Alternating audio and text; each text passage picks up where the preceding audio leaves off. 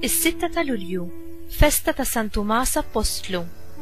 Qari mill-Evanġelju ta' San Ġwan, kapitlu 20, versi minn 24 sa 29.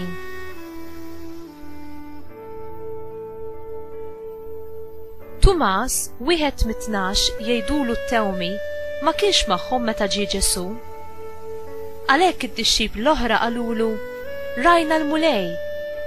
Iżda hu qalilhom, jekk ma narax fidejh il-marka tal-imsiemer u ma nqiegħedx sebgħi fuq il-marka tal-imsiemer u iedi fuq ġenbu, jien ma nemminx.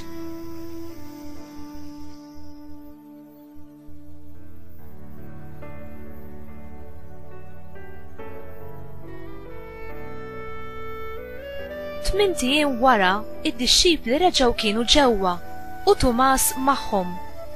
Il-bibien kienu magħluqa, imma Ġesu daħal, għad f'nofshom u qalilhom, Is-sliem għalikom. Imbagħad qal lil Tumas, ġib sibak hawn u wara jdejja, ressa idek u qiegħda fuq ġenbi, tkunx bniedem bla fidi, iżda emmen.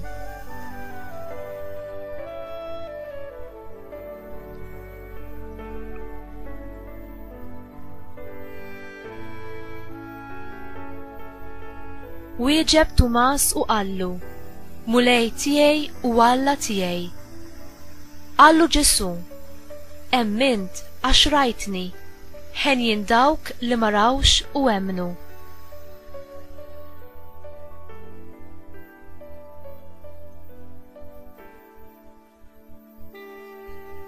Il-kelma tal-mulej, tifħir lilek Kristu.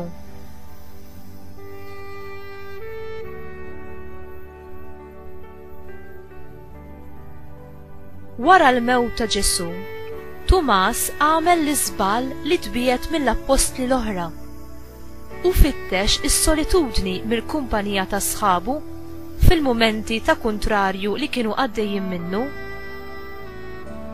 Meta sa fl-aħħar Tumas kellu l-kuraġġ jingħaqad mal-apostli l-oħra, il-mulej Ġesu irrivela l-preżenza tiegħu lilu u assigurah li hu kien tassew rebaħ fuq il-mewt u reġa' qam. Meta Tumas għaraf lill-imgħallem tiegħu, hu emmen u stqar li Ġesu u tassew il-mulej u tassew Alla.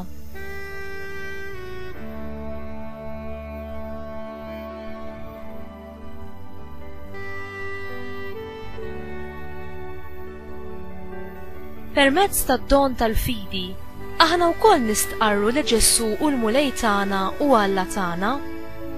Huwa miet u reġa' qam, ħalli aħna wkoll jista' jkollna ħajja ġdida fih.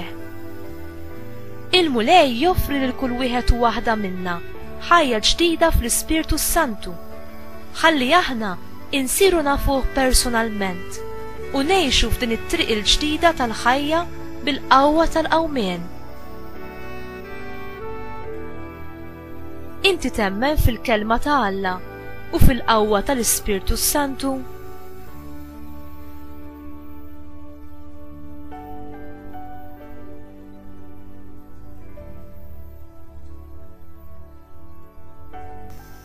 Mulej Ġesu Kristu, bir-rebħa tiegħek fuq il-mewt, inti rbaħt fuq is-saltna tad-dlamijiet.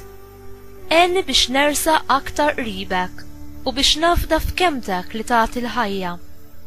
Imlini bl-Ispirtu Santu u saħħaħ il-fidi tiegħi fil-wedid tiegħek u t-tama tiegħi fil-qawmien. Amen.